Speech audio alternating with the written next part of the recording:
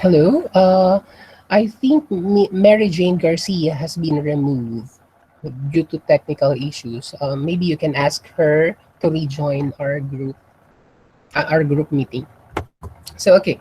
So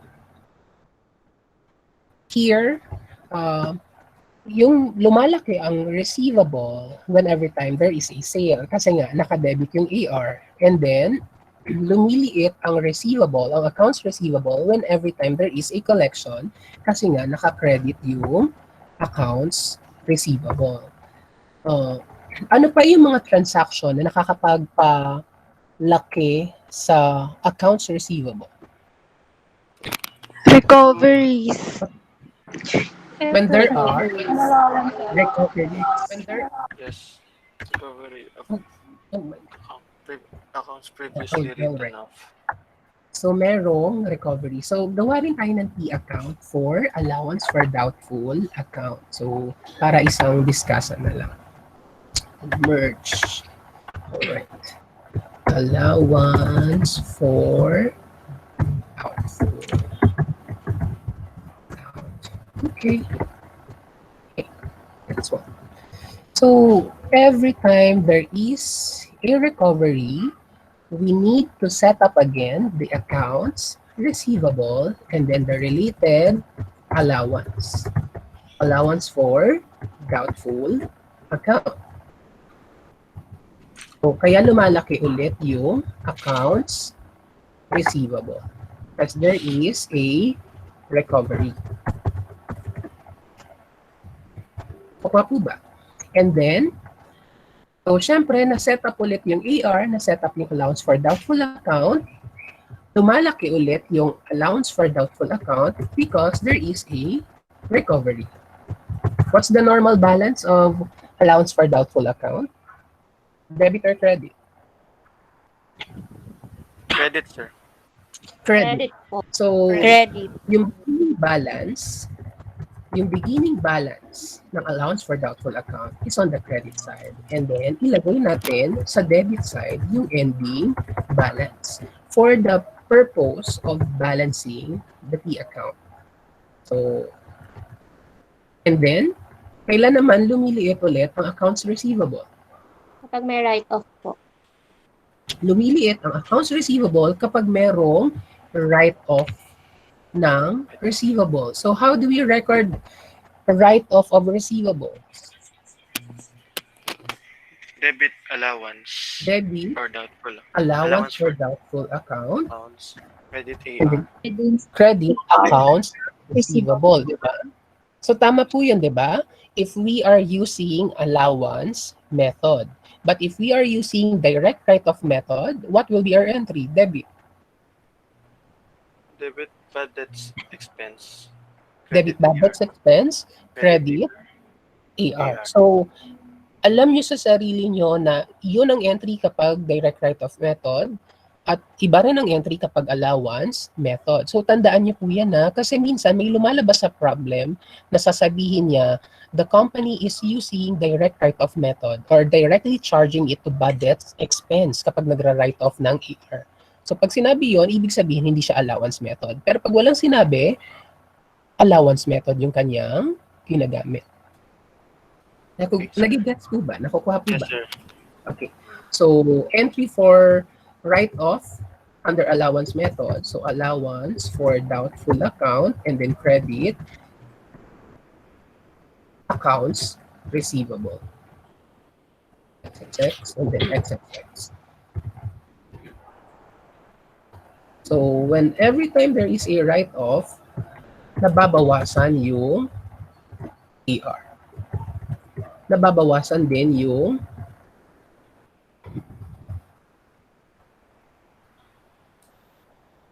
allowance for doubtful accounts.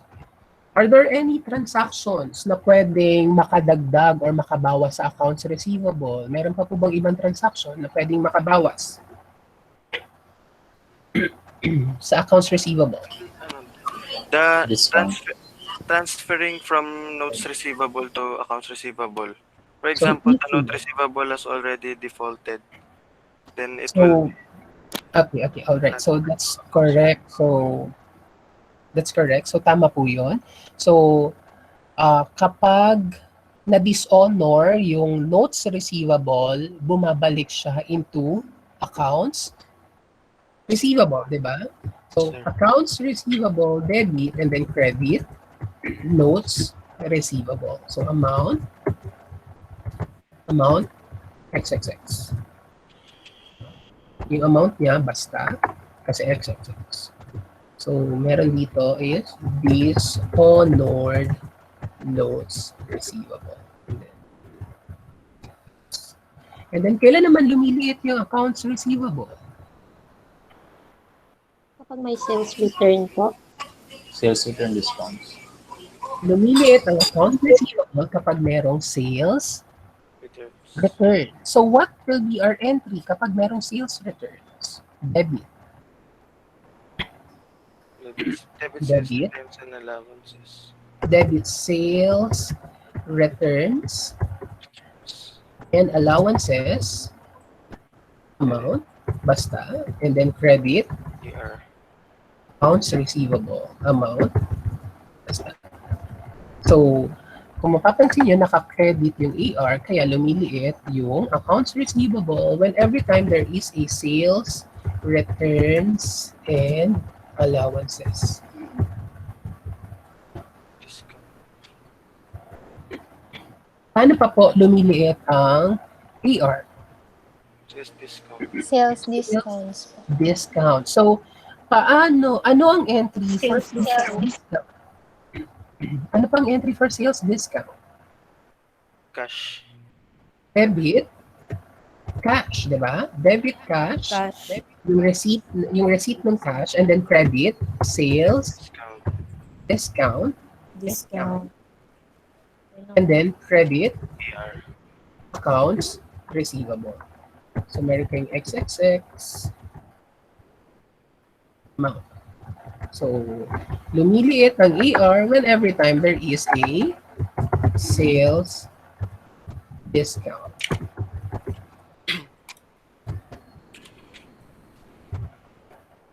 Are there any other information that will increase or decrease accounts receivable? Lumiliit din ang accounts receivable kapag nag-issue ng notes receivable. Di ba minsan yung iba, to extend its credit terms, di ba? From AR, para hindi siya magbayad agad ng pera, mag-issue siya ng notes receivable. So what will be our entry? Debit, notes receivable, and then credit, ER. accounts receivable. So, lumiliit ang accounts receivable when every time there is a issuance of notes receivable from open accounts, from AR. So these are the normal transactions for accounts receivable and allowance for doubtful accounts para mag-move sila. Nakukuha po ba? And then kung mapapansin nyo, normally, collection is on the credit side kasi it reduces the receivable. But sales is on the right side, on the debit side, kasi it increases the accounts receivable. Similar behavior doon sa notes receivable saka sa advances from customers. Meron po bang naguguluhan dito sa T-account approach? Meron po ba naguguluhan dito sa T-accounts approach? Wala naman po. Wala naman. So let's try to answer one problem. Ano kaya magandang problem to answer?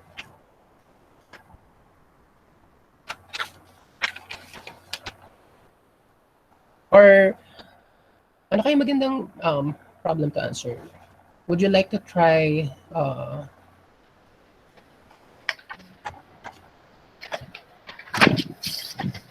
let's try to answer exercise 6.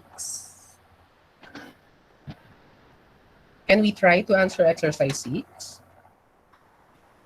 Sir, sige. Yes po. Okay, so let's Okay, try to sir. answer exercise 6. So, just to give you an overview, gayahin natin.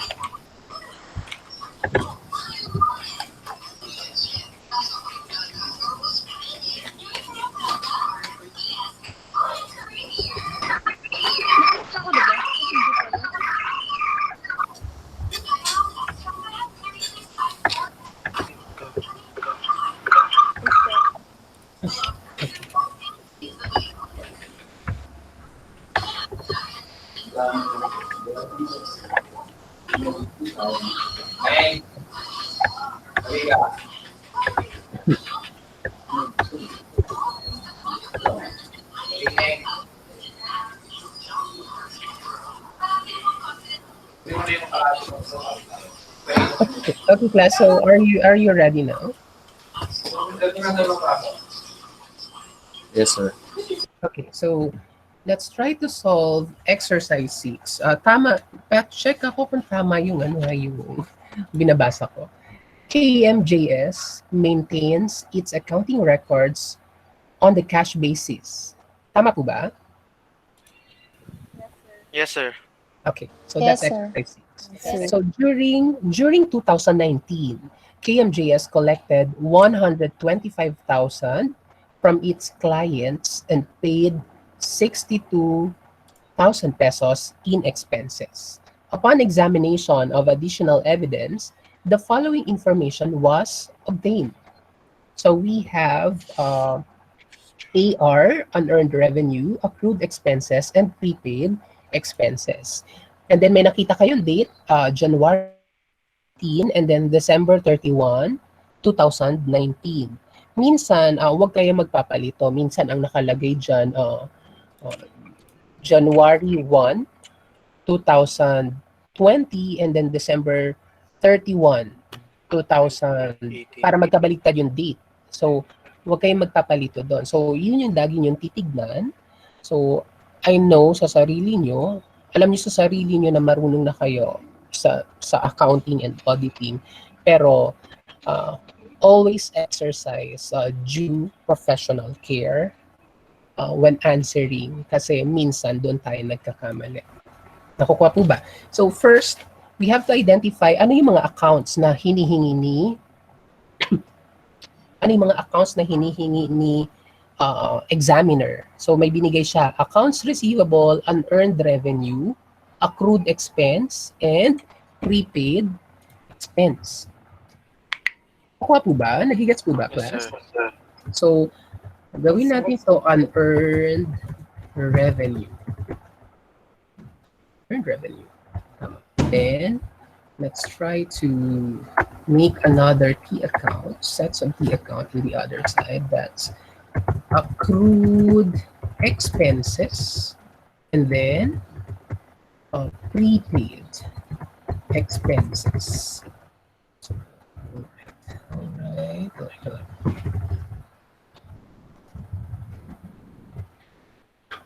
So accounts receivable, we are fully aware that the normal balance of accounts receivable is debit. So we place the ending balance on the credit side. And then unearned revenue, normal balance ng unearned revenue is credit. That's why we place the beginning balance on the credit side. Kasi unearned revenue is a liability, di ba? Am I correct? Or tama, mali ba yung sabi ko or tama? Tama po. Tama po. Okay, so tama. And then, accrued expenses is a liability because it is an expense already incurred but not yet paid. While prepaid expense is a current asset because it is an expense paid in advance but not yet actually incurred. So since accrued expense is a liability, so the beginning balance is a credit entry. And then the ending balance should be placed on the debit side balance. Okay. balik tayo sa unearned revenue. Unearned revenue, kailan siya lumalaki? Kailan lumalaki ang unearned revenue?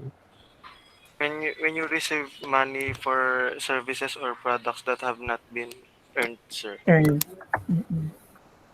So when you receive a collection from Collection. services that is not yet earned. So kung mapapansin nyo, yung collection, whether it's accounts receivable or unearned revenue, lagi nasa credit side, di ba? Tama po. Yes. So yan yung lagi yung papanin na. So ang collection, unless it is a cash. Pag cash kasi nasa debit side. Kasi yun yung nagpapalaki kay cash. Pero pag accounts receivable, notes receivable, unearned revenue, advances from customers, ang collection laging nasa credit side. Ay. Nakukuha po ba? And then, kailan lumiliit ang unearned revenue? When it is earned. Kailan lumiliit Recognized income. when there is a recognized income. Pa po ba? Recognized income or recognized sales. Nagigets po ba? Yes po. Sir. Yes, sir. So, whether there is a recognized income or recognized sale, nagpapaliit siya sa unearned revenue. So, normally, ito lang yung meron sa unearned revenue. Wala naman siyang write-off, di ba? Kasi, na-receive mo nga siya in advance. Hindi mo na siya i-write off. And then, let's go to the accrued expenses. Accrued expenses is a liability. So, normal balance is credit. So, we place beginning balance at the credit and then ending balance on the debit. So, kailan lumalaki ang accrued expenses? Kailan lumalaki po ang accrued expenses? When you incur expenses that have not yet been that are not yet paid. So, when you incur expenses that are not yet paid, what is the entry? Anong entry natin doon? Debit? Debit expense. Debit expense and then credit? Credit. Accrued. Accrued expense. Nakuha po ba? Yes, sir. Debit expense and then credit, accrued expense. So, alam natin na naka-credit si accrued expense when every time there is an expense. Nakuha po. Yes, sir. And then, kailan lumiliit si accrued expense? When it is paid. Payment of cash. Expense when there is a payment. Nakuha po ba? When there is a payment. So, when there is a payment, lumiliit si accrued expense. For prepaid expense, normal balance, debit. So, we place the beginning balance on the debit side and then we put the ending balance on the credit side. Kailan lumalaki si prepaid expense? Payment. When Payment there po. Same sila. is payment. So kung mapapansin nyo, ang payment naman, laging nasa debit side. Sales, nasa debit side. Collection, nasa credit side. And then, expenses, nasa credit side. Kailan lumiliit ang prepaid expense? Kapag Recognized expenses. recognize mo na yung expense. Kung lumiliit ang prepaid expense when every time there is an incurred or recognized expense. So alam na natin sa sarili natin, ito yung nature, ito yung behavior ng mga accounts na ito. We can plot the amounts based on the information provided. Accounts receivable beginning. Magkano ang accounts receivable beginning? 9,000. 9,000. 9,000. Ending balance ng accounts receivable? 15,000. 15,000. 15,000. And then, unearned revenue, beginning balance? 7,000. 7,000 pesos. And then, ending balance? 4,000. 4,000 pesos. And then, accrued expenses, beginning balance? 3,000. 3,000 pesos. And then, ending balance? 2,000. 2,000 pesos. And then prepaid expense, beginning balance, 5,000. 5,000. 5,000 pesos. And then ending balance, 12,000. 12,000. 12,000 pesos. Ngayon, hinahanap daw, anong hinahanap? Total revenue In Total 2019. and correct income pala. Tama ba? Magkano daw ang total revenue nung In 2019? 19. Magkano naman din ang total expense nung 2019? Magkano Yes naman po. yung Net correct income. income nung 2019? 19. So, since walang binigay specific anong sales related kay AR, ano yung recognized income kay unearned revenue, we can prepare a giant T account. So, ang combination ng dalawa, I call it giant T account. Combination ng dalawa or tatlong account, we call it giant Giant T T account. account. Nakuha po ba? Nagigets po ba? Yes, Yeah sir. po. Nagigets po ba? Opo. Yes, Alright. Yes, Yes, sir. sir. Alright, so thank you. And so similar din kay accrued expense, pati kay prepaid expense. So combination nila, we call it giant T account. T account.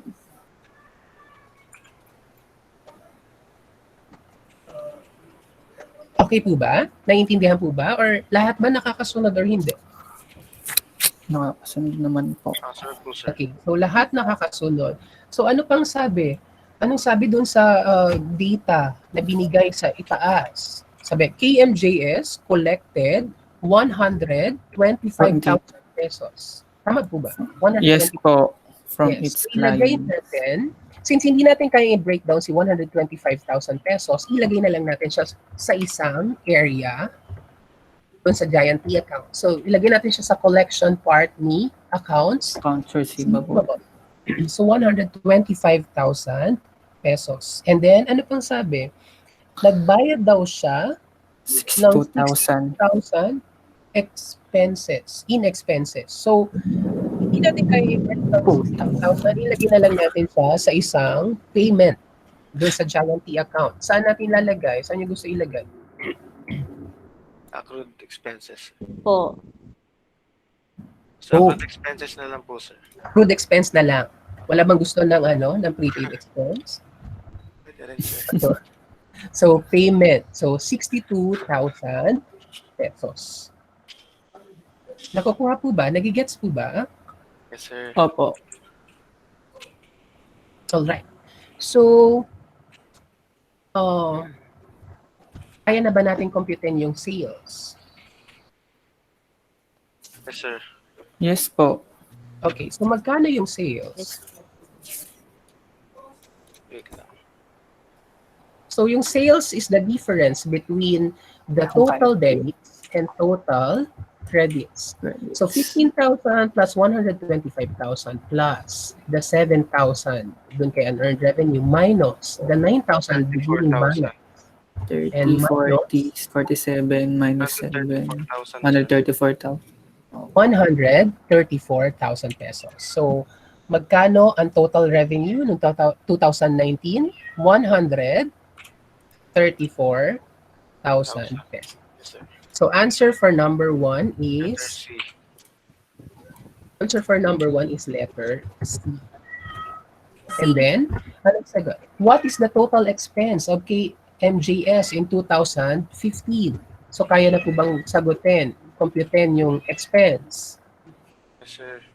2,000 plus 62,000 plus 5,000 minus 3,000 minus 12,000. Sagot? Answer ako. 54. 54,000. Alright, 54,000. So, ang sagot natin is 54,000 pesos. So, answer for number 2 is letter D. Dog po. B. Lagyan na lang. Ano? So, 2 is dog. Answer for number 2 is dog. Answer Yes for po. number 1 is C. C. And then, ano pang hinahanap? What is the correct net Net income? income. Letter B. What is the 80 po. 80,000. 80,000. So, ano natin na-compute yung 80,000? Revenue minus expense. Sales less So, we 54,000. have revenue. Magkano yung revenue nyo? Nakuha nyo po na revenue. 134,000. 134,000. And then, we have expenses. Magkano po? 54,000. 54,000. So, revenue minus expenses, we have net income Net of income. 80,000. 80,000. So, answer for number 3 is Boy. boy. Number 3 is boy. O, di ba? Madali lang. Sobrang dali lang, di ba? Any question regarding exercise 6? Cash to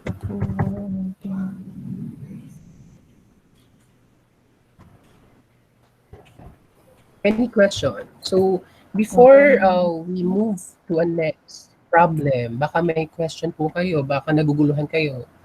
Diba? Sir, bakit po Answer. credit yung collection? Sir, yes po. None. None po? None so Wala. far or may question po? Answer. Wala. Alright. So, we move to a next exercise. Maybe we can try exercise 1 muna, kung gusto niyo. Okay po. Okay, so let's try exercise 1. Mas madali.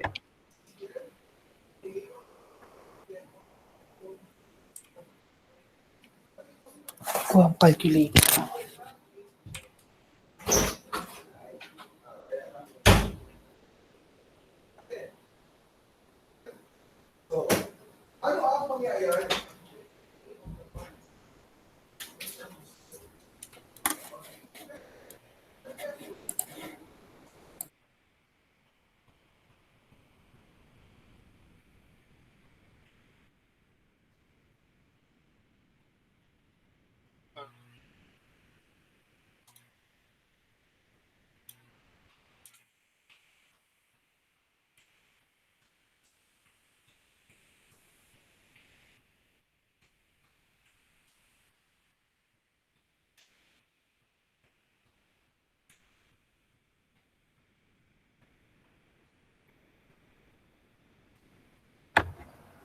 Alright, so let's try exercise 1. Anong sabi ng exercise 1?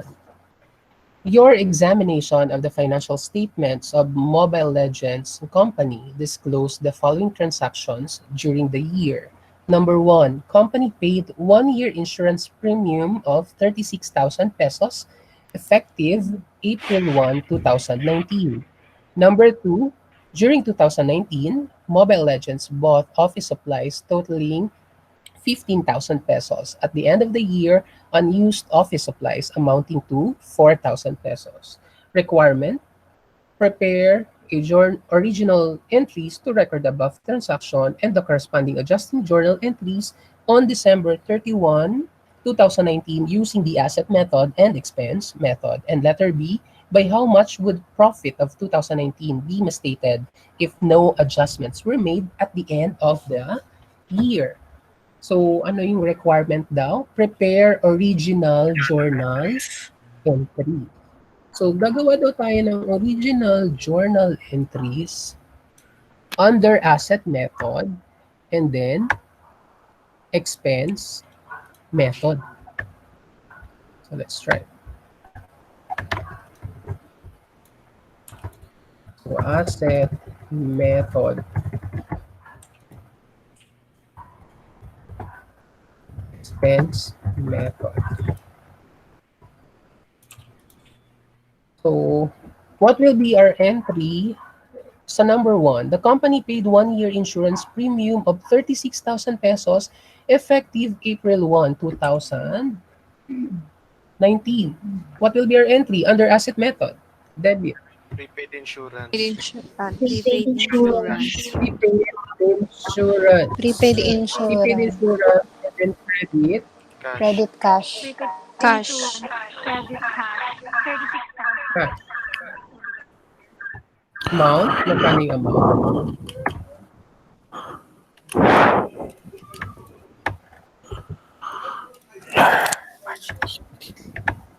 January, February, March, April. Magkano po yung amount? 36,000. 36,000. 36,000. 36,000 and then credit 36,000. Under expense method, what will be our entry? Debit. Insurance. Insurance expense. Insurance Insurance Insurance expense. Credit cash. Cash. Credit cash. Magkano? Credit cash. 36,000. 36,000 pesos. And then, number 2. During 2019, Mobile Legends bought office supplies totaling 15,000 pesos. At the end of the year, unused office supplies amounted to 4,000 pesos. So what will be our original journal entry at the beginning of 2019 for office supplies? Debit. Under Supply. asset method. Supplies. 15,000. Credit cash. Plus credit cash, 15,000. Debit office supplies. Office supplies, 15,000. Credit Cash, office supplies 15,000 and then credit cash 15,000. Under expense method, what will be our entry? Supplies expense. Debit supplies, Supplies expense, expense. Okay. and then Supplies. credit Cash. cash. Magkano? 15,000 pesos. 15,000 pesos. And then, ano yung requirement daw? So, tapos na tayo doon sa original journal entries. Yes, sir.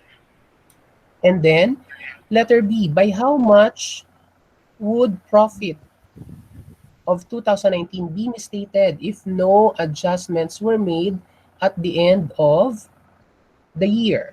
Magkano daw ang effect sa income statement, sa profit, kapag hindi tayo gumawa ng adjustment?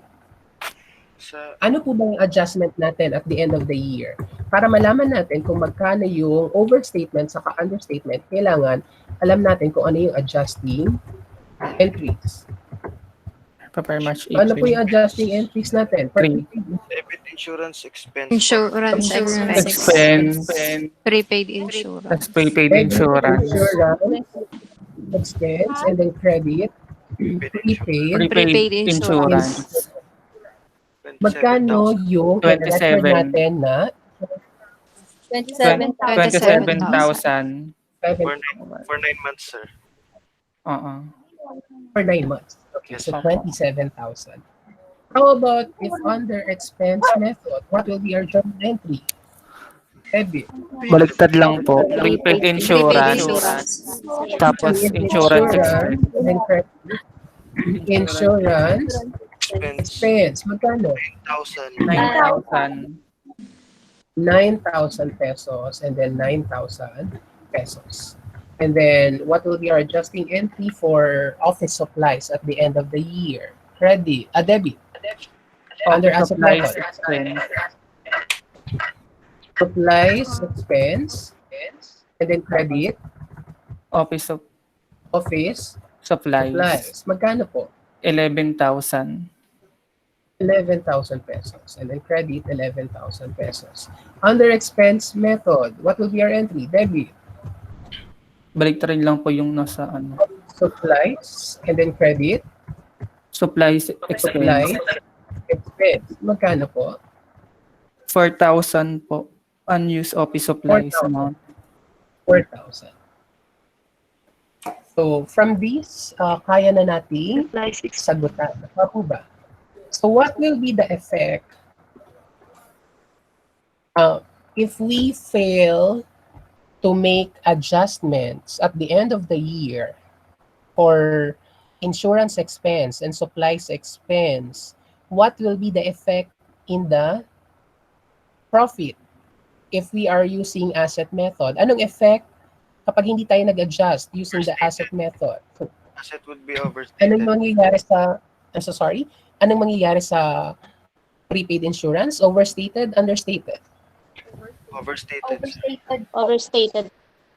So, meron tayong overstated prepaid insurance. So, pag overstated ang prepaid insurance, sobra ba ang income o kulang ang income? Sobra. Overstated. Sobrang income, Pag sir. overstated, Overstated din po yung income. I will ask you again. So, pag overstated ang prepaid insurance, sobra ba ang income o kulang ang income? Sobra, sir. Sobra, sir. Sobra. Because Okay, expense so sobra. be recognized. Okay, so dahil hindi tayo nag-recognize ng expense, dahil sobra yung prepayments, di ba? Yes, sir. So, kapag sobra, magkano yung isinobra niya? 27,000 pesos. Kapag sobra, kapag alam nyo na sobra yung income, anong gagawin natin? Ibabawas. So, magma-minus tayo. 27,000 pesos. Kapag sobra siya sa income, bawas. Nakukuha po ba? Nagigets po ba? Yes, sir. Okay. And then, kapag hindi tayo gumawa ng adjustment for office supplies at the end of the year, sobra ba yung office supplies o kulang? Sobra, sir. Overstated, Sobra understated? din, sir. Sobra. Overstated. So, Overstated din po. Sobra po. overstated office supplies. Supplies. Sobra ba yung income o kulang yung income kapag overstated ang office supplies? Sobra din po. Sobra din. Sobra. So, sobra siya by how much? 11,000 po. 11,000 po. 11,000. So, kung sobrang income, bawas sa income. Nakukuha po ba?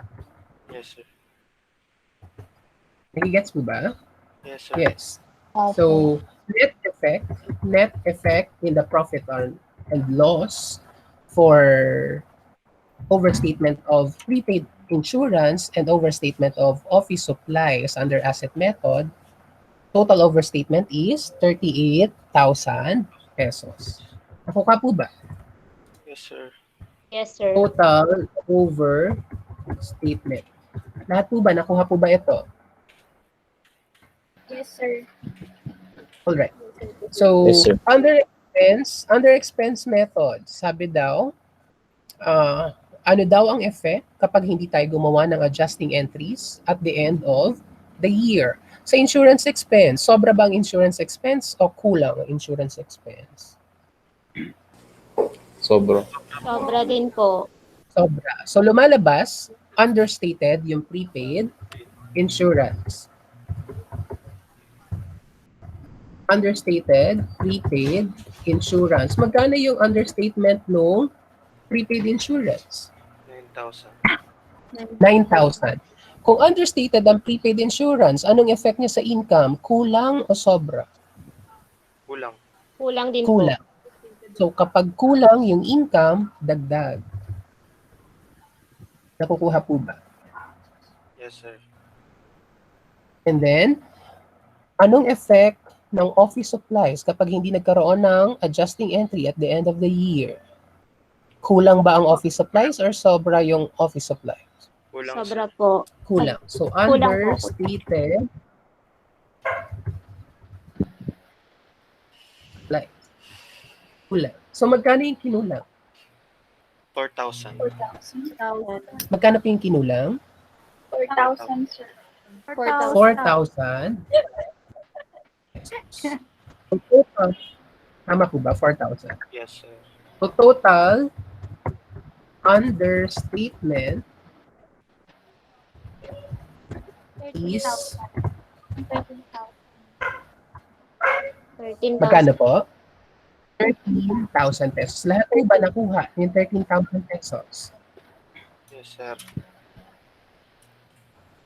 Yes. Okay. So, any question regarding sa exercise 1?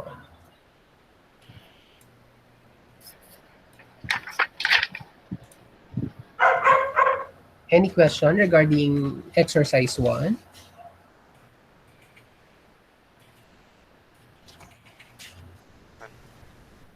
None, sir. None so far. Okay. So let's try to answer exercise 5.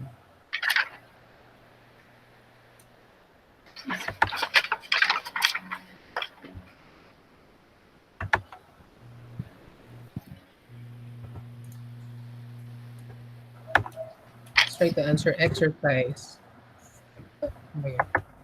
Sorry. Exercise 5. Let's try to answer.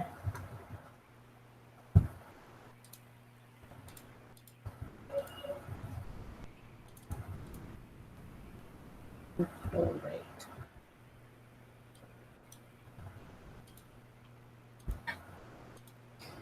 Anong sabi ng exercise 5? So, these are independent cases. Nagbigay daw siya ng ilan?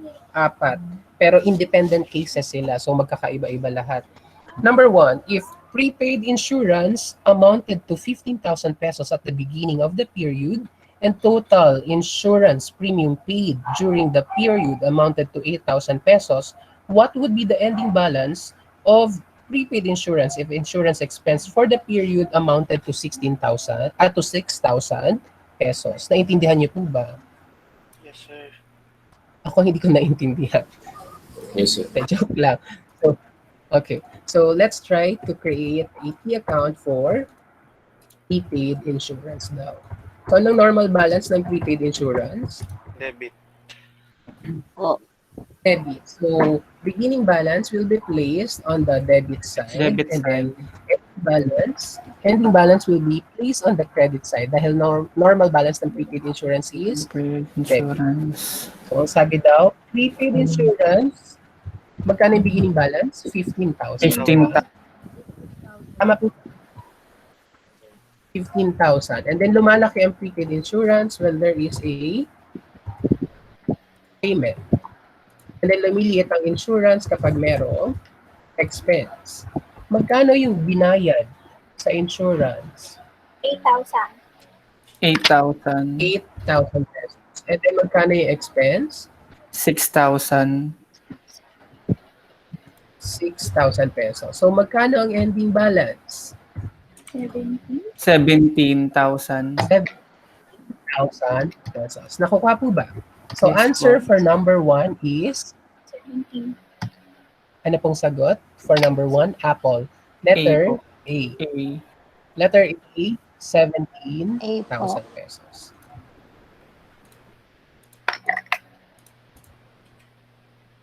Nakuha po ba? So, let's try. Wait lang, i-clear ko lang ito. So, ending balance is wait lang po. Wait lang, class. Alright. Alright. Okay, so next, number 2. If beginning and ending interest receivable were 6,000 and 5,000 respectively, total interest income for the period amounted to 52,000 pesos. How much would be the amount of interest collections for the period? So, gawa tayo ng T-account for interest income. So, normal balance ng interest income. Credit.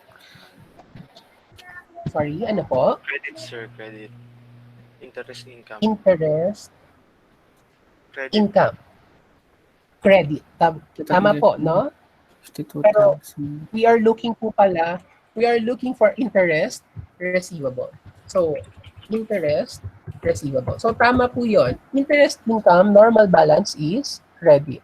Credit. However, the second problem, we're looking for interest receivable. So, ano yung normal balance ng interest receivable? Debit. Debit po. Debit. So, we place the beginning balance at the on the debit side and then ending balance on the credit side. Kailan lumalaki ang interest receivable? When earned. Kapag Income. merong interest, income. And then paano lumiliit ang interest receivable? Collection din. Kapag merong collection. So mapapansin nyo, even interest receivable, yung collection is on the credit side. And then yung income or sales is on the debit side. Beginning balance ng interest receivable, magkano daw? 16. 16,000. 16,000. And then, may ending balance po ba? 5,000 po. 5,000 pesos. Meron po bang income na binigay? 52. 52,000 interest income. And then, how much is the collected interest receivable? 63,000. 63. 63,000 pesos. So, answer for number 2 is 63,000 pesos. Letter Boy. B. Okay. Nakuha po ba? Lahat po ba nakuha yung letter B? Yes, sir. Alright. Sir. And then, Yes, sir. alright. And then for number 3, anong sabi?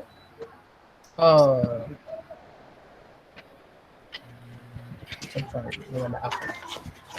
Number 3, assuming salaries payable at the beginning and at the end of the period amounted to 17,000 pesos and 38,000 pesos respectively.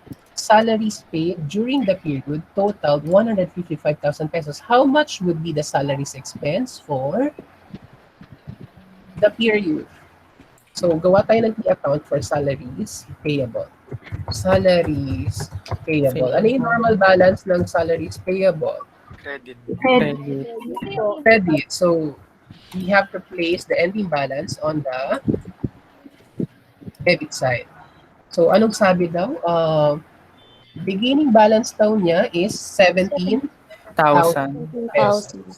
So, 17,000 pesos. So, magkano naman daw ending balance? 38,000 38,000. Pesos. And then, meron daw payment. payment. So, magkano yung payment? 155,000. 155,000 pesos. So, how much is the expense? Salaries expense? 176,000. 176,000 pesos. So, answer for number 3 is letter? Ano pong letter? 30. Letter dot, letter D. And then number 4, assume all rent revenues are received in advance and accounted for as an earned rent. Beginning and ending balances of an earned rent are 4,000 and 6,000 respectively. If total rent collections for the period amounted to 45,000 pesos, what would be the amount? What would be the amount of rent income for the period? So, gawan naman tayo ng T account for unearned rent. Unearned rent. So, normal balance ng unearned rent. Credit. Credit. Credit. Credit. So, lagay natin ang beginning balance sa credit and then ending balance sa debit. Kailan lumalaki ang unearned rent? Kailan lumalaki ang unearned rent? When earned. Ay, when, collection. When Collection. there is a collection. And then kailan siya lumiliit? When there is earned Rent. income, di ba? Earned Yes. rent or earned income. So, we have to plot now the financial data. Magkano daw beginning balance? 4,000. 4,000. And then ending balance? 6,000. 6,000. Magkano yung collection? 45,000. 45,000. And then magkano yung income? 47. 40. 7,000. Tama po ba? 47 or 43. Ay, 43. 43. 43. 43,000. 43,000 pesos. So answer for number 4. Answer for number 4, Letter C. Letter C po. letter C. So, yan. Okay, so always be careful when answering. So, minsan tama yung 176. Ay, sorry po. okay. So, minsan tama yung solution natin, pero minsan malilito tayo kasi pinagtatabi nila yung magkamukha. Ganun yung ginagawa ng ibang examiner. Pagtatabihin nila, for example, 43,000, ilalagay nila katabi 48,000 para kapag yung masagutan mo, 48,000 kahit tama yung solution mo. So, zero pa rin yung sagot mo kasi mali yung sinagot mo, although tama yung iyong computation. So, always exercise due professional care. So, what problem would you like to answer? Ano yung gusto niyo pang sagutin? Problem, sir. Yes, Problem 1. problem or exercise. Problem 1. Problem 1. Problem Tama 2. ba? Problem 1 and 2.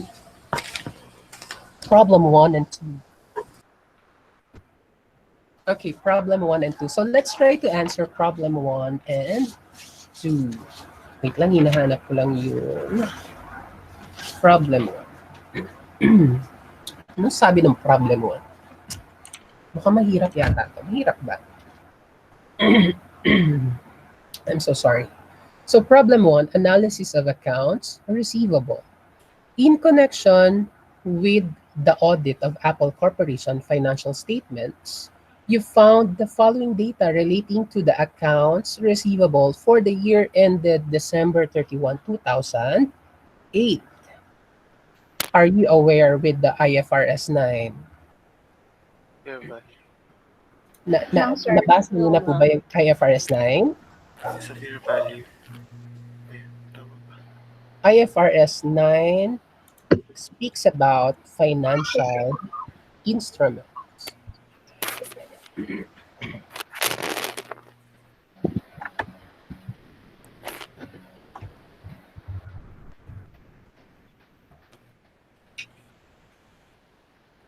May idea po ba kayo about IFRS 9?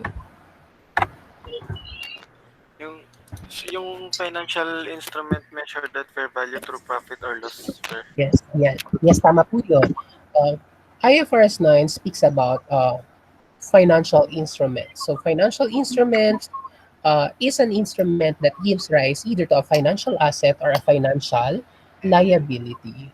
And one example of financial instrument is accounts receivable. Accounts receivable is a financial instrument. Ngayon, anong sabi ni IFRS 9? Anong sabi ni IFRS 9? We are measuring receivables. I'm so sorry. We are measuring receivables initially at its fair value. Nagigets po ba? Nakakahabol po ba lahat? Sir. So,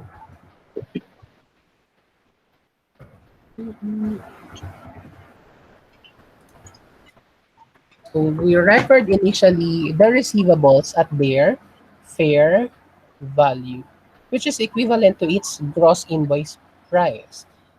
Yun yung sa receivable. And now, subsequent measurement, we record receivables at its amortized cost. Naalala pa po ba yun? Sa pinak. Receivables are subsequently measured at amortized cost. And how do we record impairment of receivables? When Gosh. How do we wag mataranta. Nag-refresh lang tayo. How do we record impairment of receivables? when the realizable value is lower than the cost.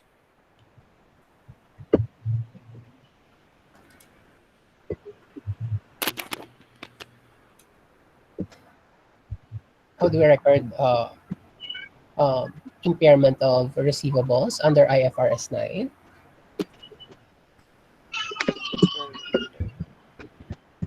When We impair receivables using the expected credit loss model. So ilalagay ko dito po ha. Receivables. Receivables. Initial recognition ng receivables.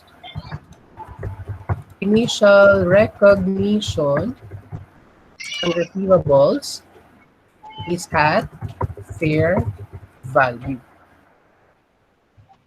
Nakukuha po ba? yes, sir. Sir, Fair value. Yes. Yes, sir. Yung fair value na yon ng mga receivable, normally kapag accounts receivable, that is equivalent to invoice price. Diba? That is for accounts receivable. While for notes receivable, we measure notes receivable at its initially at fair value, which is equivalent to its face value. Notes receivable po yun. Initial recognition, AR at fair value. Subsequent, which is equivalent to its invoice price. Notes receivable, initial recognition at fair value, which is equivalent to its face value. Subsequent measurement. So subsequent measurement. Paano nire-recognize ang accounts receivable, subsequent measurement, at amortized cost. Amortized cost. Pero ano yung kilala natin? Kapag AR, net, NRV. realizable Realizable value. value. So that is for AR. Pero amortized cost din yan. And then kapag notes receivable and other receivable, we measure it at amortized cost. Impairment of receivables.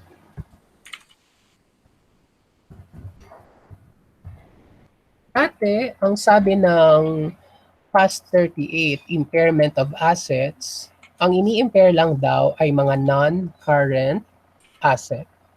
Pero dahil kay IFRS 9 or PFRS 9, nagsabi si PFRS 9 na ang receivable pala ay pwedeng i-impair. So, paano na-i-impair si receivable? So, we have IFRS 9. Meron din tayong IAS 39 noon, di ba? So, doon, naabutan niyo ba si IAS 39 o si IFRS 9 na naabutan niyo? Si IFRS. IFRS 9. So, hindi ko na babanggatin si IAS 39. So, ano sabi ni IFRS 9? We are impairing receivables using the expected credit loss model. May expected credit loss model. Ano daw po yung expected credit loss model? Wala pang credit loss, wala pang impairment na nangyayari, mag-i-impair ka na kasi ina-expect mo pa lang. So, yun yung expected credit loss model. You are expecting that sooner or later, it will be impaired. Kaya sa umpisa pa lang, recognize ka na ng impairment. Nakukuha po ba? Nagigets po ba? Yes, sir. Nakukuha. Okay. So, bakit kaya tayo gumagamit ngayon ng expected credit loss model? Para sa huli, kapag na-incur niya na yung actual loss, diba? Yung actual loss. Ang tawag naman doon, incurred loss. Incurred loss. Dati kasi ang ginagamit natin, incurred loss model. Ngayon, gumagamit tayo ng expected credit loss model. So kapag na-reach na nila yung incurred loss, hindi na sila malungkot. Kasi sa umpisa pa lang, nag-expect na sila nung credit loss. Nakukuha po ba? Nagigets po ba? Yes, sir. Alright. Yes, sir. Okay. So, ang expected credit loss kapag accounts receivable, ito yung tinatawag nating allowance for doubtful accounts, allowance for bad debts, allowance for uncollectible accounts, allowance for expected credit losses. Nakukuha po ba? Sir. Yes, sir. So, kapag AR, expected credit loss model ang ginagamit ni AR kasi nag-recognize siya ng bad debts from the very beginning. So, ang another term ngayon, yung modern term for allowance for bad debts, allowance for expected credit loss. Nakukuha po ba? Nagigets po ba?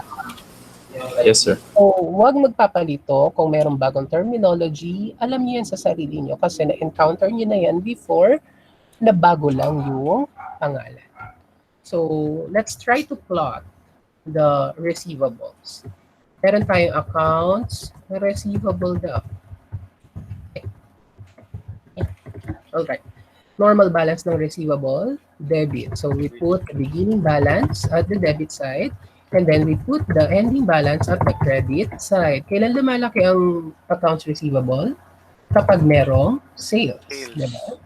Tapos kailan siya lumiliit? Kapag merong collection. Kailan pa siya lumalaki? Kapag merong recovery. Kailan lumiliit? Kapag merong Right. Yes, sir. Nakukuha po ba? Nagigets po ba? Yes, sir. Magkano ang beginning balance ng accounts receivable? 480. 180,000. 280,000. 480,000 pesos. And then magkano ending balance ng accounts receivable? Binigay po ba? Yun po yung hinahanap sa number 1. Wala binigay, di ba? Magkano ang sales? Credit sales. 2.4 million. So, ang binigay pala is credit sales, no? Lagyan natin dito, credit sales. Magkano po yun? Sorry? 2,400,000 400,000. pesos. Diba? 2,400,000 pesos. Meron bang recovery na binigay? Yes, sir. Meron po. Meron po. Magkano? 4,800. 4,800. So, naniniwala ba kayo? Wala bang magdi-disagree dyan na sabi, ay hindi po yan yung yung recovery. Wala po bang papalag? Collection. Do we have collection? Meron. We have collection. Magkano po yung collection? 2,560,000. 2,560,000 pesos. Diba? We have collection amounting to 2,560,000 pesos. Do we have write-offs? 17,600. 17. Sorry, magkano po? 17,000. 600. Nakita niyo po ba yun? Lahat po ba kayo nakakita no? Yes, sir. Yes, sir. Alright. And then, do we have sales discount? May sales discount ba tayo? Yes, sir. Sales returns. May sales returns ba? Naano na siya, sir? Kasama na siya. Sales returns po. Hindi po siya kasama. Sales discount. Hindi po ito kasama ng discount. Sales discount po ba tayo? Meron po yata. Meron, sir? Kapag i-apply niyo po rito sa may collection na 1,411,200, yung total po niyan, tapos i-add pa yung ibang collection, magto-total din po siya sa 2,560,000. Sorry. Hindi sinasama yung discount. So kasama na po siya, sir, yung sa 2,560,000 na total collections po. Okay, sige. Kasama na. Yes, sir. Tama. Wait lang Mag-i-enter ako dito. So, intindihan natin siya ng husto, ha? Okay, intindihan natin ng husto. Stay put. Stay calm. So, kung na kayo dyan, just keep yourselves busy habang nag-aaral. Anong sabi daw? Wait lang anong sabi po dun pa isa? Meron daw na kolekta na magkano? 1,411,000 200. Within the 10-day discount period. Okay. Within the 10-day discount, 2%. yan. So, meron tayong collection within 10-day discount period. Magkano naman yung collections within 15 days? 792,000 po. 792,000 pesos. So, pag tinotal ko to, magkano nga po pala? Okay.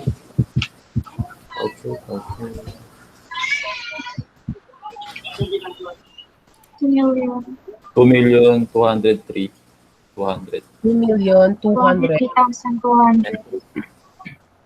2,203,200. Sir. Tama po ba? Yes, sir.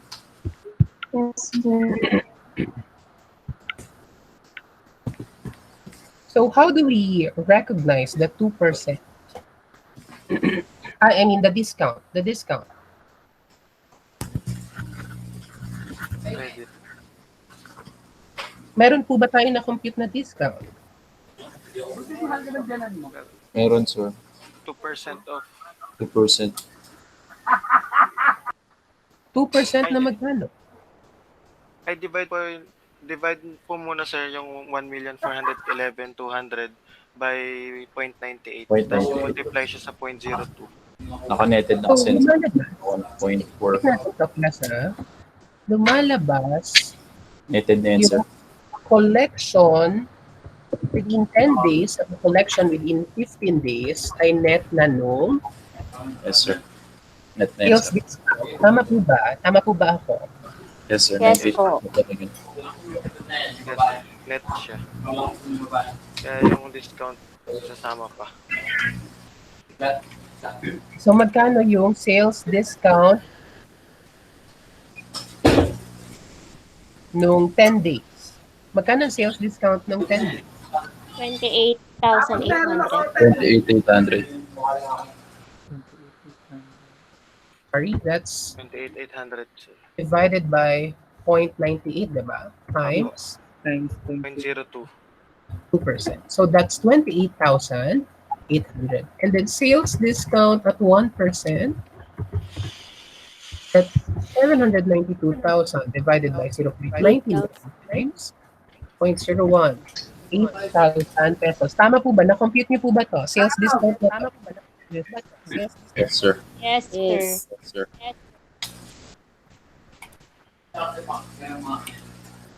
Tama po ba? Nagigets po ba? Yes sir. Yes, sir. All right. Yes, sir.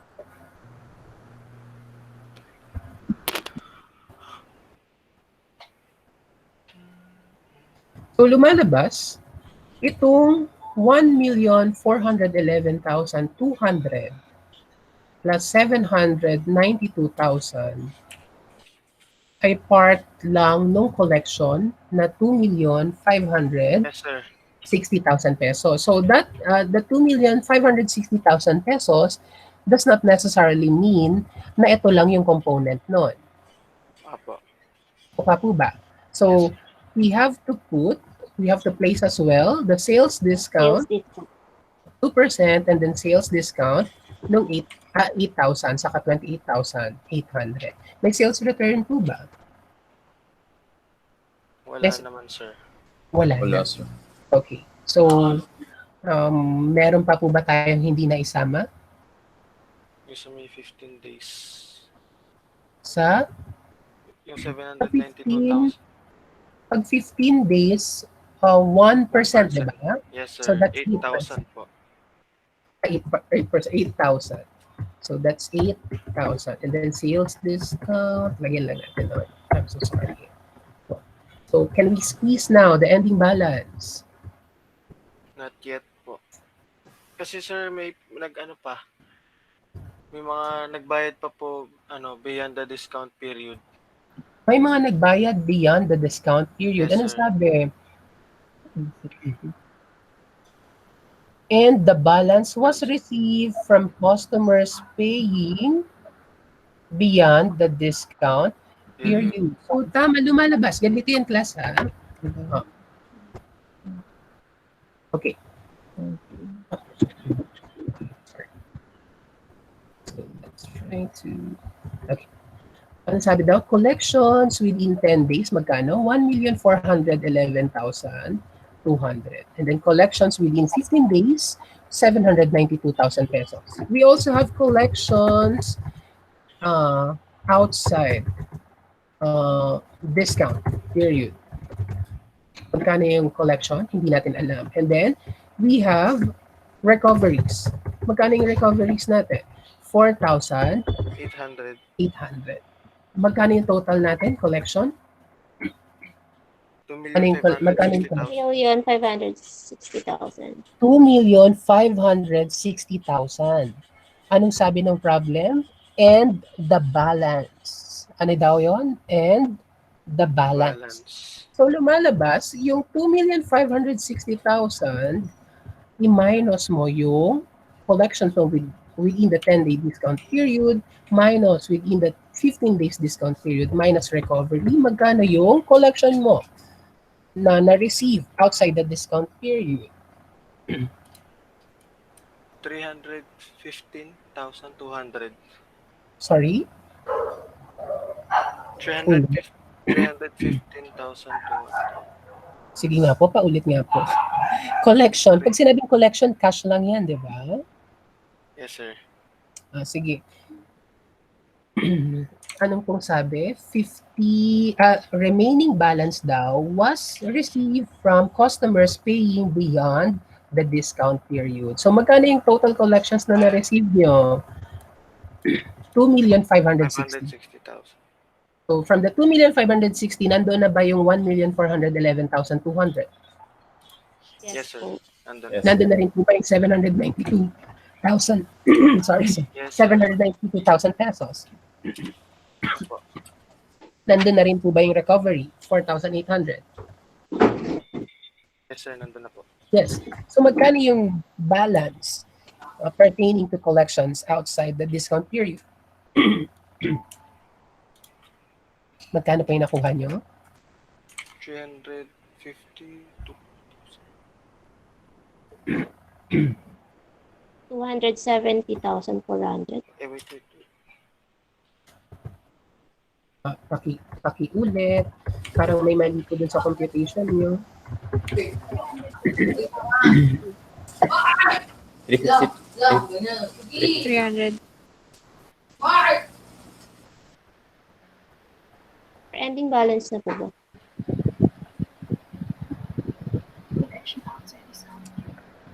So, nagigets po ba? Nagigets po ba yung ano? 7,200. Yung, I'm so sorry. Yung collection na 2 million, total collection na 2,560,000, yung component niyan, yung 1,411,200, 790,000, 4,800, and then yung 352,000 na kolekta outside the discount period. Alam ko, Mark, ba't tinulit ko ba? Yes, sir. Nagigets ko ba? Okay. 352,000 pesos. So, Yes, sir. tama po ba na 2,560,000 yung collection na nakalagay sa Yes, sir. account? Yes. So, can we squeeze now the Sir, accounts receivable? Yes. Yes. pagkakalam ko po kasi pag ang discount ay galing sa cash, hindi na po kailangang isama sa i-account yung sales discount since galing siya sa cash. I'm so sorry. Yung sinasabi ni Philman kanina na yung discount, sir, nanggaling na po siya dun sa collection or nandun na po siya sa collection. So, sir, hindi na po isasama. Okay, so ganito yun. Kapag nalilito, gagawa tayo ng journal entry. What will be our journal entry pagdating sa recognition ng sales discount? Debit, cash. Diba? Credit, sales discount. And then credit, accounts receivable. Nakapunta. So magkano yung accounts receivable nyo?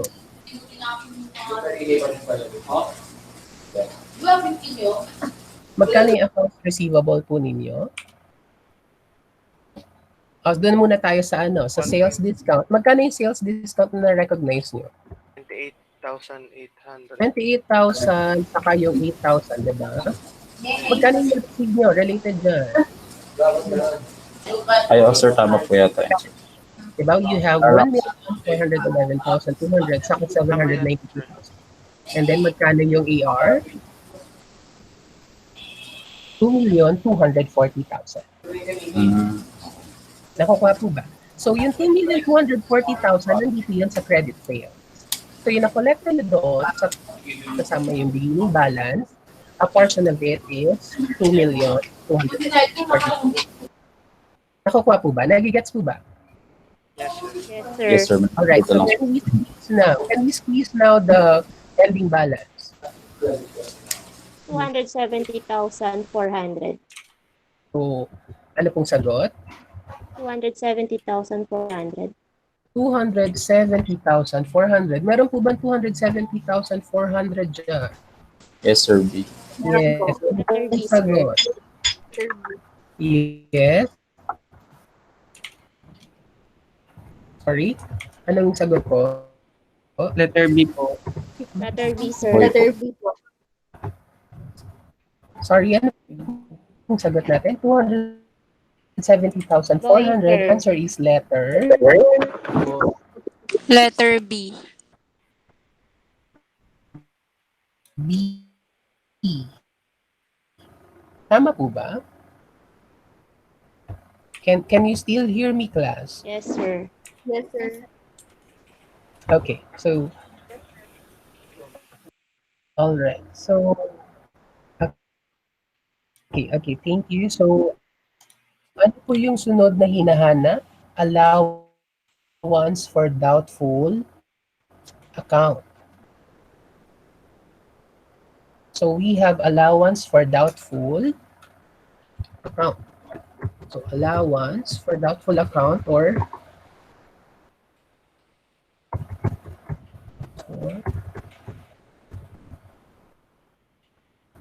ano pong sagot ninyo? Ano po ba lumalaki yung allowance for doubtful account kapag merong bad debts and then kapag merong write-off, Recovers. write-off, and then merong recovery.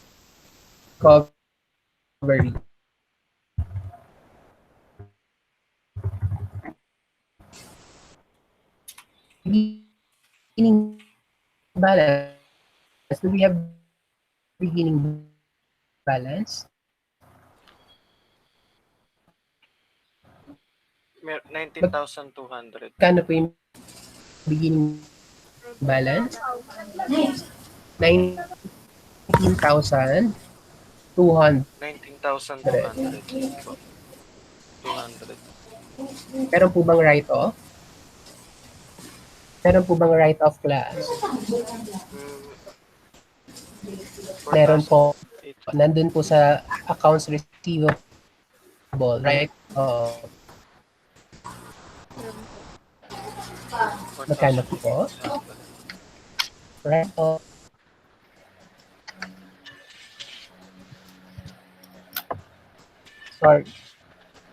Sorry, magkano yung beginning balance ng allowed account? Ay, 17,600 po pala yung write-off. 19,200. Magkano naman yung write-off?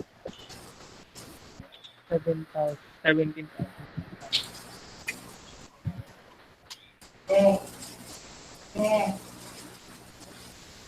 Magkano po yung write-off? 7,600. Write-offs for sales. Sir, choppy po kayo. Na allowance for down. Kita natin ng allowance for down. 7,000 write-offs. Doon sa account, di ba nandoon? Write-off. Magkano po yun? Yes, sir. 7,000. 17,600. 17,600. Bakit ba?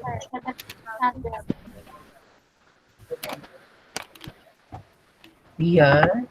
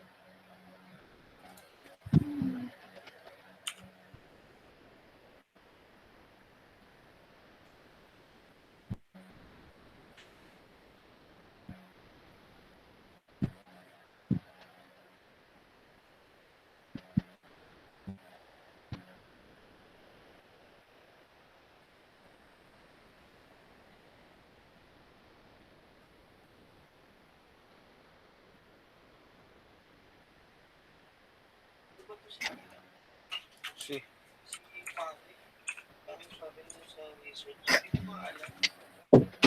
Ano?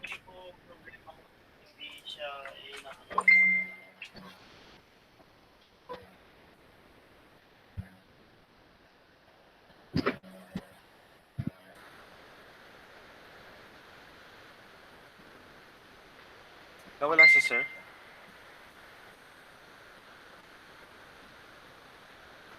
Nawala si sir?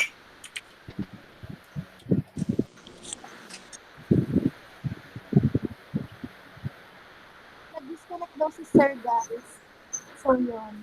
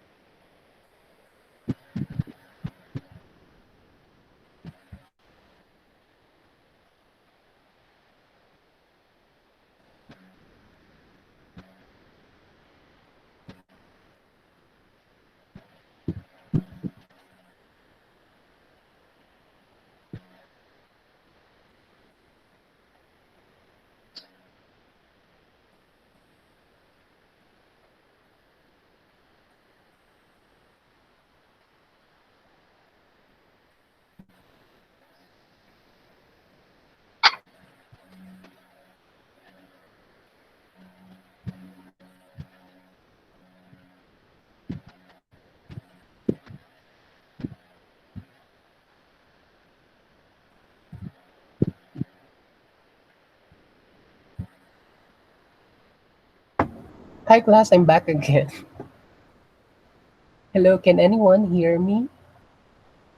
Can you hear me now? Yes, sir. Yes, Okay. sir. Okay, so let me Yes, sir. share. Yes, sir. Okay, all right. So let me share again my screen. Good. And then our chat. Okay. You are presenting. Can you see now my screen? Yes, sir. Yes, All yes, right. sir. Yes, All sir. right. So I think natigil tayo dun sa allowance for doubtful account. Now, so what's the beginning balance ng allowance for doubtful account? 19,200. 19,200. Yes, sir. Do we have write-offs? Yes. Yes, sir. Magkano yung write-offs? 17,600. 17,600. 17,600. And then we have 17,600. recoveries? 4,800. 4,800. So, nagre-reflect naman yung write-off sa recovery doon sa accounts receivable. Do we have bad debts? May bad debts po ba tayo?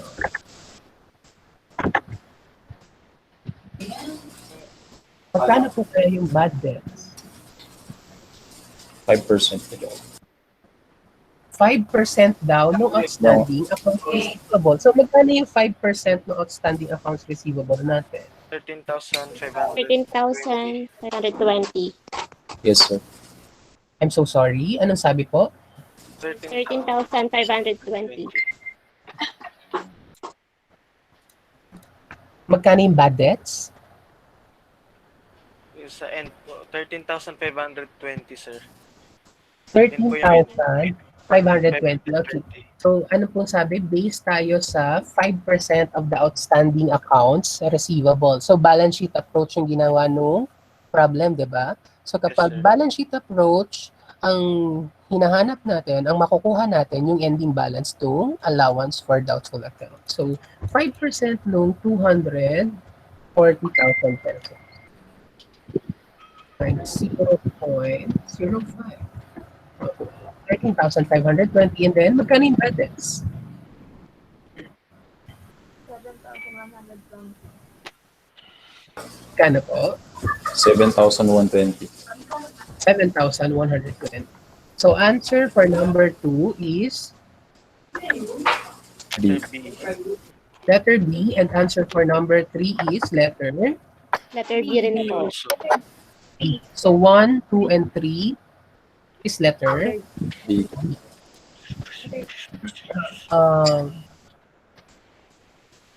Any question regarding problem number 1?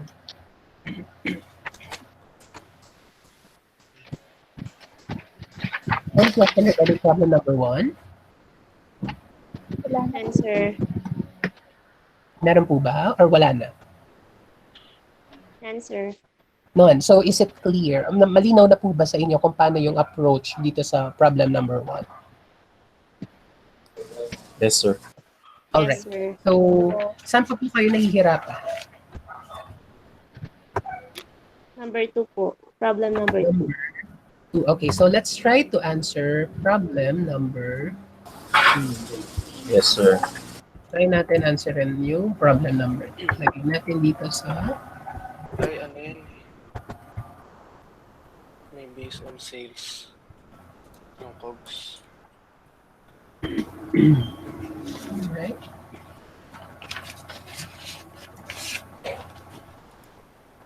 So, wait lang class. Please have patience. Tingnan natin yung amount. Okay. Transfer doubtful account. Nahanap. Accounts receivable.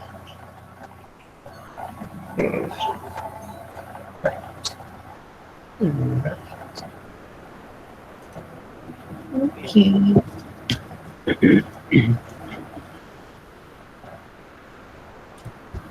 Okay, so wait lang class ha. Ginagaya ko lang. Hindi natin dito. Gawa tayo ng account dito para mabilis. Okay. So anong sabi ng problem number 2? Analysis of sales, accounts receivable, inventory, and accounts payable. Samsung Corporation started operations in January 2019.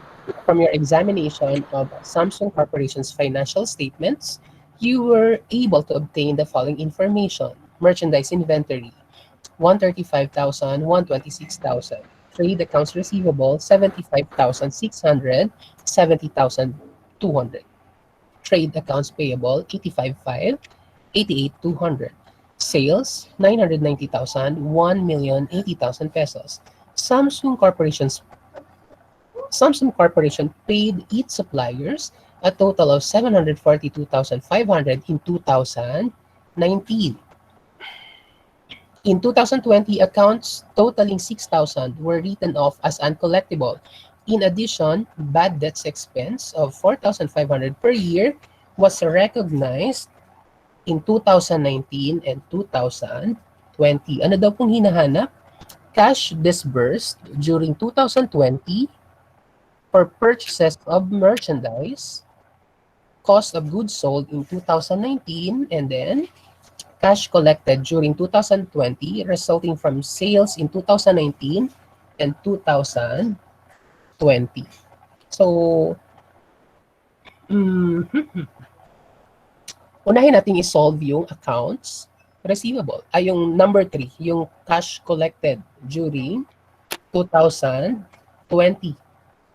So, since may naka-plot na dito, di ba? So, right. Magkano beginning balance ng accounts receivable based dun sa information na nakikita nyo? Beginning balance? 75,600. 75,600. Ending balance. Magkano pa ending balance? 70,200. 70,200. 200. Nakikita niyo po ba yung screen ko? Yes, sir. Okay. And then, how much is the credit sales? 1,080,000. 1,080,000 pesos. Paano niyo po nalaman na 1,080,000 pesos? Sales lang yung nakasulat pala. Magkano po? Ano po? Ano pong sabi? If the problem is silent, that is considered as Accounts. credit Okay, sir. sales. Naka po ba?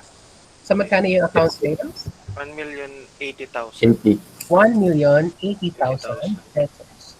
Meron po ba tayong recoveries? May recovery po ba? Ay, wala po. Wala. But we have write-offs. Write-offs. Yes, sir.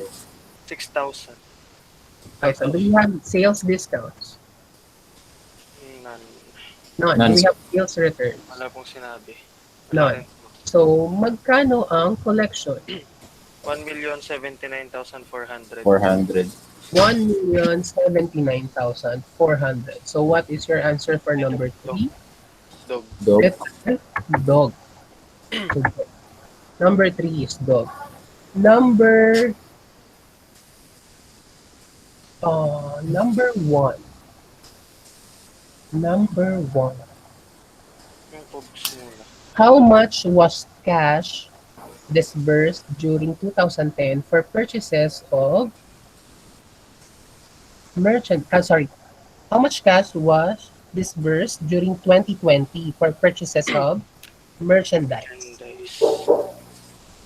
So, pag disbursements, anong hinahanap nating account? Ano yung kailangan nating gawan ng account? Kapag disbursement, Merchandise inventory. tapos related sa merchandise. Purchases. Merchandise inventory. Isipin nyo maigi, class. Payable po. Accounts payable. So, tama po, accounts payable. So, let's try to create accounts payable. Anong normal balance na accounts payable? Credit. Side. Credit. Credit. So, beginning balance. And then, ending balance, ilagay natin sa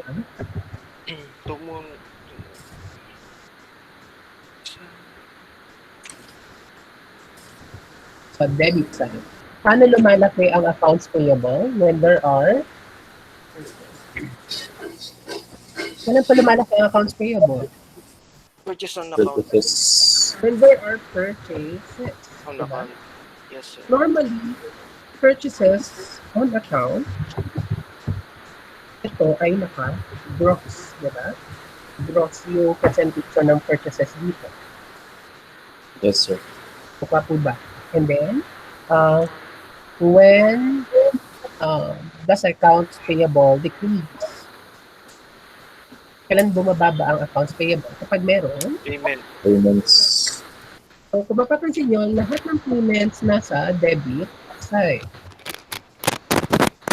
Pa po ba? Nagigets po ba? Yes, sir. Alright. So, can we plot now the merchandise inventory? The accounts payable beginning balance. Magkano accounts payable beginning balance? 75,600. Sorry, magkano po? 75,600. Accounts payable, i-check ko lang. Ay, 85. 85,500. Tama po ba? 85,500. How much is the ending balance of accounts payable? 88,200. 88,200. Magkano yung payments? Do we have payments? Yun po yung hinahanap, sir. So, hinahanap natin yung payment. So, magkano yung purchases on account? Makukuha po siya, sir, kapag inuna yung number 2. Makukuha siya kapag inuna yung number Number 2. Hinahanap pala natin yung purchases on account, saka Payments. Payment, sir. payment, di ba? Yes, sir. Okay, so gawan natin. Anong hinahanap sa number 2? Yung COGS po ng 2019. Cost ng 2019. 19. Cost ng 2019. So, lumalabas, okay. Ang hinahanap, cost ng 2019. Cost of goods sold ng 2019. Yes, sir. Tapos, ang hinahanap natin sa number 1, disbursement ng 2020. So, hindi rin natin yan makukuha directly kapag nakuha na natin yung cost of goods Yes, sir. sold ng 2019. So, gagawa tayo. So, anong gagawin natin key account? Ano yung AP gagawin ng natin? 2019. AP ng 2019. So, gawa tayo ng accounts payable ng 2019. Sorry? Ano yung gagawin natin? Dito na tayo. Focus muna tayo sa accounts payable lang. Ang accounts payable, ang nakikita natin doon, payment saka purchases. Purchases, gross amount. Yes, sir. While yung cost of goods sold, saan natin makikita yun? Anong T-account yung Sa makukuha? inventory po. Inventory. So, Inventory po. meron dyang merchandise inventory, di ba? 2019. Kaso, yung merchandise inventory na nandito is inventory. Is 2020. So, gawa rin tayo ng merchandise inventory for 2019. 19. Normal balance ng merchandise inventory. Debit. Debit po. Debit. So, beginning balance. Then, lagay natin ending balance. So, alright. Alright. Okay. So, similar din kay 2019. So, lagyan din natin si 2019. Okay. So, magkano beginning balance ni 0. 2019? May 0. beginning balance ba? 0. So, lagay natin 0. Magkano ending balance ni 2019? 135,000. 135,000 pesos. So, lumalabas yung ending balance ni 2019, siya yung beginning balance ni 2020. 2020. Yes, sir. Nakikita niyo po ba yung Excel sheet ko? Yes, sir. And then yung ending balance ni 2020, magkano? 126,000. 126,000 Yes, sir. pesos. Nakukuha po ba? Opo.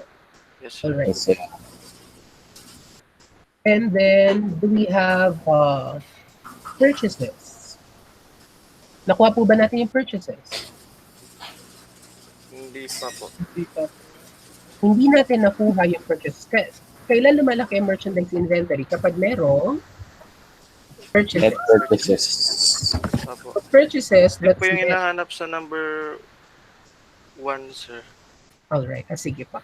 And then, kailan lumiliit ang ending inventory? Kapag merong Cost of sales. So, dito po muna tayo. Focus muna tayo dito sa behavior. So, nakukuha pa rin natin yan. Dito muna tayo sa behavior no mga accounts. So, hindi binigay yung purchases noong 2020, hindi rin binigay yung cost of sales noong 2020. Hindi rin binigay yung cost of sales noong 2019, hindi rin binigay yung purchases noong 2019. So, pa po ba? Yes, Nagigit sir. po ba? Yes, sir. Kaso, pwede tayo mag-work around by creating another account for accounts payable. Saan? 20. 20. Nagawa tayo ng accounts payable ng 2019. 19. Yes, sir. So, lagay lang ako dito ha. Saglit lang. Alright. Alright. Pagkano ang beginning balance ng accounts payable? 0 sa 2019 po, sir. 2019, 0. Ending balance? 85,500. 85,500. So, is the beginning balance in 2020 agreeing with the ending balance of accounts payable in 2019? Nag-agree Yes, po ka? Yes. So, Yes, tama. sir. And then, meron po bang payments made in 2019? Yes, sir. Magkano? 742,500. 742,500. 500. So, kaya na ba natin gawin yung gross purchases? Yes, sir. So, 828,000 po. ay, sorry. I'm so sorry. 828,000 28,000. pesos. Ngayon, sa merchandise inventory, meron bang binigay na purchase discount? Wala po. Wala po. Wala pong sabi sa Purchase problem. returns, walang sinabi. Wala So, rin po, sir. lumalabas, yung gross amount ng purchases, siya din yung Purchases sa net merchandise. amount ng purchases. Nakukuha Yes, po sir. ba? Yes, So, sir. magkano ang cost of sales in 2019? 693,000. 693,000. Nakukuha po ba? So, anong sagot natin for number 2? Letter B. B. Number 2 is letter Boy. boy. And then, number 1. How do we compute for number 1? Kunin yung ano, sir, yung gross profit rate. Ano po? Yung ginawa ko po, sir, di ba po, sir, 693,000 yung cost of sales ng 2019. Tapos, yung sales po niya is 990,000. Kinuha ko po yung gross profit rate. Ang lalabas po is 30% based on sales. Okay, so let's try. Let's try muna, ha? Magkano yung cost of sales? 693,000 po. Cost of sales is 693,000 pesos. And how much is the sales? 990,000. 990,000 90,000. pesos. So, anong year po yun, yung 990,000 pesos? 2019. 2019. So, 690 divided by 990,000, you get 70%. 70. Yes, sir. Di ba? Yes, So, sir. 70% ng sales in 2020, magkano po? 756,000, sir. Lalabas. 1,79,400 times 70%. Tama po ba? 1,080,000. Sorry. 1,080,000 times 70%. 756,000 pesos. Can we squeeze now Yes, sir. purchases? Magkano po ang purchases? 747,000. 747,000 pesos. Meron po bang binigay na purchase discount, purchase returns? Wala rin po, sir. Wala. So lumalabas yung net purchases saka gross purchases. Pareho lang. Can we squeeze now the payments? 744,300. 744,300. 744,300. 300. So answer for number 1 is letter C. C. So number 1 is letter C, 744,300. Number 2 is letter B, 693,000 pesos. And then answer for number 3 is dog, 1,079,400. Are there any questions regarding problem number 2?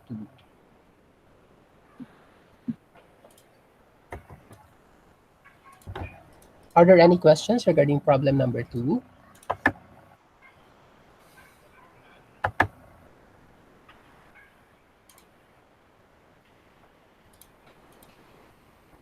Or ini-internalize pa po ba natin? Ini-internalize pa natin yung solutions na ginawa? Ini-internalize po, sir. Okay, so sige po. I will download this meeting so you can have a review doon sa page natin. At the same time, magda-download ulit ako, mag-upload naman ako ng video for other solutions. For other problems and exercises na hindi natin nasagot today. Thank you, sir. Thank you. All right. So Thank you so much for your time, class. And I know I'm consuming a lot of your time. Dapat it's supposed to be 1 hour, but it's going to 9 now. And have a good weekend. If you have any questions, Sir, yes po. may ano po, okay lang po ba minsan pag galimbawa sir, tatanungin ko po kayo tungkol sa problems. Kasi po, tinry ko po sagutan tong mga binigay niyo po. May mga hindi po ako masagutan. Ay, sige, okay lang po. Okay lang. Yes, very much welcome. Thank you po. Thank you so much. Are there any other questions? Answer. None. Okay, none so far. So, please try to answer as well the correction of errors. Yes, sir, yes. Yung first 2 chapters natin, madali lang. And then, chapter 3 is cash and cash equivalent, audit of cash and cash equivalent. So, madali lang rin naman siya. Feeling ko madali lang yun sa inyo. So, basta if you have questions, I'm free to be chat.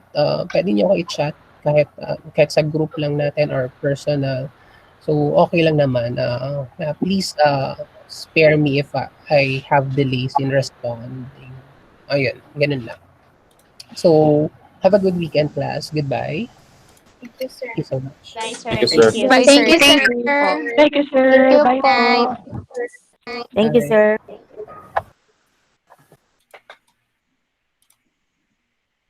Thank you, sir.